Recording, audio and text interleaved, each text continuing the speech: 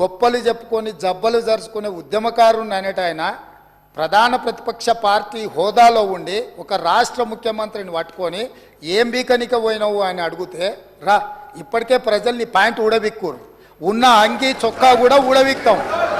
ఇప్పటికే తెలంగాణ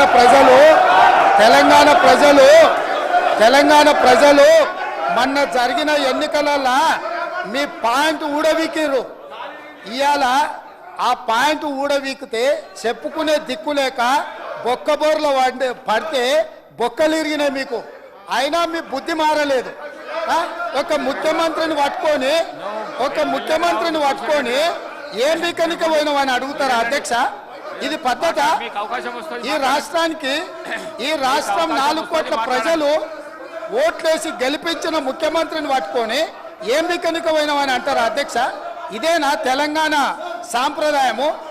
ఈరోజు నేను మళ్ళీ అడుగుతున్నా అధ్యక్ష, ఈరోజు మేడిగడ్డ మేడి పండులాక కుంగిపోతే మేడిగడ్డల నీళ్లు నింపడానికి అవకాశం ఉందా అధ్యక్ష?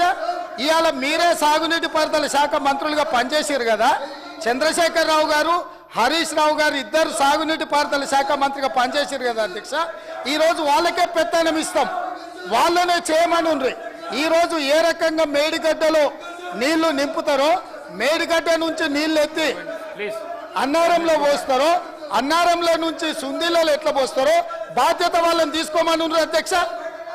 మొత్తం కుంగిపోయి కుప్ప కూలిపోతుంటే ఈరోజు అక్కడ నీళ్లు నింపడానికి ఏమాత్రం అవకాశం లేక పూర్తిగా ప్రాజెక్టు దెబ్బతిని ఖర్చు పెట్టిన 94,000 కోట్ల రూపాయలు వృధా అయిపోయి ఈరోజు మొత్తం ప్రాజెక్టే దెబ్బతిన్న పరిస్థితుల్లో ఈరోజు ప్రజల దగ్గరికి వెళ్ళి సమాధానం చెప్పుకోలేక శాసనసభకు రావాల్సిన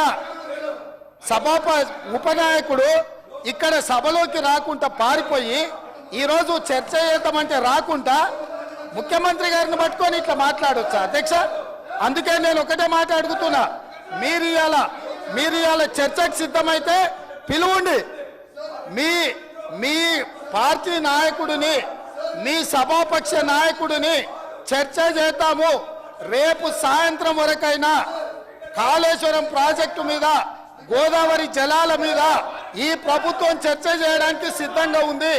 పారిపోయి ఫామ్ హౌస్లో వండుకొని ప్రతిపక్షాలుగా బాధ్యత నుంచి తప్పించుకొని మీ అవినీతి బయటపడుతుందని, కాళేశ్వరంలో మీ దోపిడీలో జైలుకి వెళ్లాల్సి వస్తుందని కేసీఆర్ను చంపుతారా అంటారు. ఎవరికి అవసరం ఉంది అధ్యక్ష చంపాల్సిన అవసరం? సచిన పావును ఎవడైనా చంపుతారా అధ్యక్ష?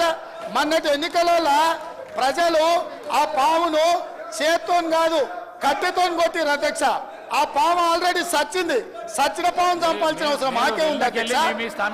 ఈ రోజు సానుభూతి కోసము వీల్ చైర్ నాటకాలు, వీధి నాటకాలు ఏంటి అధ్యక్ష? ఇది ఈ రోజు అవకాశం వచ్చినప్పుడు ఈ సభలో చర్చ చేయడానికి ప్రభుత్వం సిద్ధంగా ఉంది. నిజాయితీ ఉంటే, మీరు అవినీతికి పాల్పడకపోతే, మీరు చెప్పినట్టు మేడిగడ్డలో 2, 3 పిల్లర్లు కుంగిపోతే దాని మీద తీసుకోవాల్సిన నిర్ణయాల మీద మాజీ ముఖ్యమంత్రి గారు చంద్రశేఖరరావు గారిని సభలోకి రమ్మనుండ్రి. చర్చ చేయడానికి ప్రభుత్వం సిద్ధంగా ఉంది. పారిపోయి అక్కడెక్కడో పోయి ఆడేదో ప్రగల్భాలేంది అధ్యక్ష? రమ్మనుండ్రి సభకు. వాస్తవాల మీద చర్చ చేస్తాం, మొత్తం ఇక్కడ పెడతాం. ఇవాళ ఆయన తప్పించుకుంటాడు, ఈయన వచ్చి ఈడ కొత్త మాటలు చెప్తాడు ఈడ. కాబట్టి అధ్యక్ష, దీని మీద ఇప్పుడు జరుగుతున్న చర్చ దేని మీద జరుగుతుందో ఆ విషయం మీద చర్చించమని ఉంది. ఎట్లాగూ సాగునీటి ప్రాజెక్టుల మీద శ్వేతపత్రం పెట్టడానికి మా ప్రభుత్వం సిద్ధంగా ఉంది. మీరు ఏమేమి విషయాలు ఉన్నాయో, ఏమేమి చర్చ చేయదలుచుకుందో మొత్తానికి మొత్తం శ్వేతపత్రం సందర్భంగా చర్చ చేద్దాం. లేదు కాళేశ్వరం మీద మీరు చర్చ అంటారా? దానికోసం ప్రత్యేకంగా తమ సమయం కేటాయించండి. కాళేశ్వరం మీద చర్చ చేయడానికి మేము సిద్ధంగా ఉన్నాం అధ్యక్ష. కడియం శ్రీహరి గారు,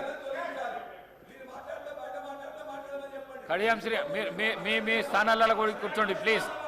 ప్లీజ్ ప్లీజ్ ప్లీజ్ అధ్యక్ష, మీ స్థానాలలో పోయి కూర్చోండి.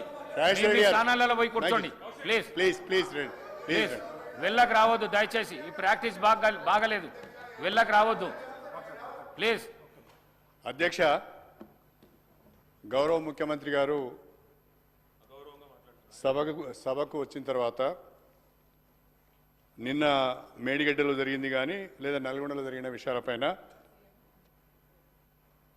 కృష్ణానది జలాలపైన, గోదావరి నది జలాలపైన శ్వేతపత్రము పెడతామంటున్నారు. తప్పకుండా ఆ శ్వేతపత్రం చర్చలో మేమందరం కూడా పాల్గొంటాం అధ్యక్ష.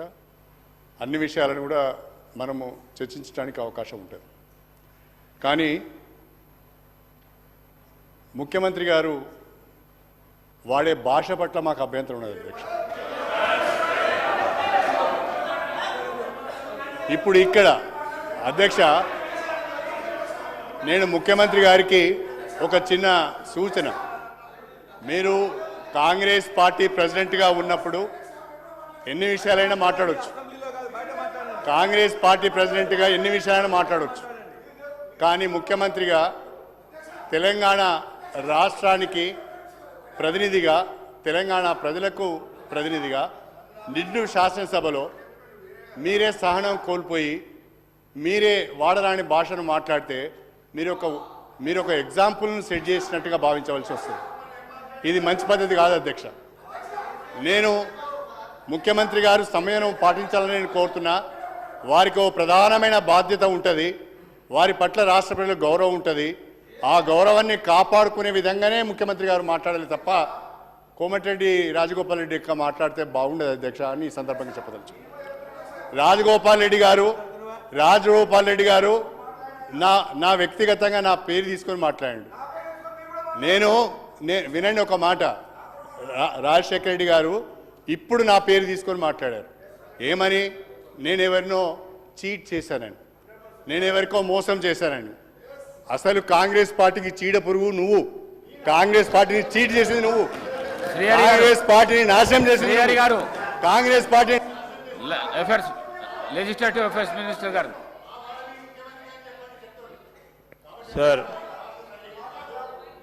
సార్ నేను కడియం శ్రీహరి గారు చెప్పిన మాటలకు సంబంధించి అధ్యక్ష ఈరోజు వారిని కోరుతా ఉన్నాం. ఒక సీనియర్ శాసనసభ్యుడు కనుక గౌరవ ప్రతిపక్ష నాయకులు కూడా ఇక్కడ మాట్లాడినా, అసెంబ్లీలో మాట్లాడినా, అసెంబ్లీ బయట మాట్లాడినా కానీ వారు చెప్పిన దాంట్లోనే, వారిలో ఉన్న సీనియర్ శాసనసభ్యుడు చెప్పిన దాంట్లో ఒక ఉదాహరణగా నిలబడాల్సిన అవసరం ఉంటుంది అధ్యక్ష. ముఖ్యమంత్రి గారిని, మంత్రులందరినీ కూడా, శాసనసభ్యుల అందరినీ కూడా ఆ విధంగా మాట్లాడటం అనేది సరికాదని వారే చెప్పారు. ముఖ్యమంత్రి గారు మాట్లాడొద్దు అంటున్నారు. సరే, మాట్లాడినప్పుడు ప్రతిపక్ష నాయకులు కూడా బయట కానీ లోపల కానీ మాట్లాడాల్సిన అవసరం ఉంటుంది అధ్యక్ష. ఒక ఉదాహరణ నిలవాల్సిన వాళ్ళు సుదీర్ఘ రాజకీయ అనుభవం ఉన్న వ్యక్తి అధ్యక్ష. సుదీర్ఘ రాజకీయ అనుభవం ఉన్న వ్యక్తి అధ్యక్ష. 10 సంవత్సరాల కాలం పాటు ముఖ్యమంత్రిగా చేసిన అధ్యక్ష. వారి భాష వారి గురించి చెప్పాలా? వారు మాట్లాడిన దానికి అది సరికాదని చెప్పే రీతిలో ముఖ్యమంత్రి గారు మాట్లాడటం జరిగింది అధ్యక్ష. మేము ఈరోజు కూడా కోరుతా ఉన్నాం, సభా సాంప్రదాయాలని, సభా గౌరవాన్ని పెంచే ఉదాహరణగా నిలబెట్టే ప్రయత్నం మేము చేస్తూ ఉన్నాం అధ్యక్ష. దానికి తోడ్పడాలి అధ్యక్ష. ఈరోజు ఎందుకు చెప్తా ఉన్నాం అంటే, శ్రీహరి గారికి మొన్న రాజగోపాల్ రెడ్డి గారు మాట్లాడుతున్నప్పుడు వారు ఒక విషయాన్ని ప్రస్తావన తీసుకొచ్చారు. దాన్ని మీరు మొన్న మాట్లాడినందుకు వారు మాట్లాడే తరుణంలో వీరు మాట్లాడి ఉంటారు అధ్యక్ష. సో దానికి మీరు సీనియర్ శాసనసభ్యులు కనుక మీరు ఉదాహరణగా నిలబడండి సార్. ఎంత చాలామంది 55 పైమించి కొత్తగా ఎన్నికైన శాసనసభ్యులు ఉన్నారు. వారికి ఒక ఉదాహరణగా నిలబడదాం. ఎందుకు సార్? మనం అందరం కలిసి హౌస్లో ఉన్నప్పుడు మీకు బాధ్యత ఉంటుంది, మాకు బాధ్యత ఉంటుంది. ఈరోజు బాధ్యత గల వ్యక్తులనే మీరు బయటకు పోయి ఇష్టారాజ్యంగా అడ్డగోలుగా మాట్లాడతాం. మీరు ఊరుకోండి, మేం చెప్పిందే నడవాలి, రాష్ట్ర ప్రజలందరూ వినాలా, మొత్తం శాసనసభ్యులు ఉండాలనే ఒక ఆలోచన సరికాదని చెప్తా ఉన్నాం అధ్యక్ష.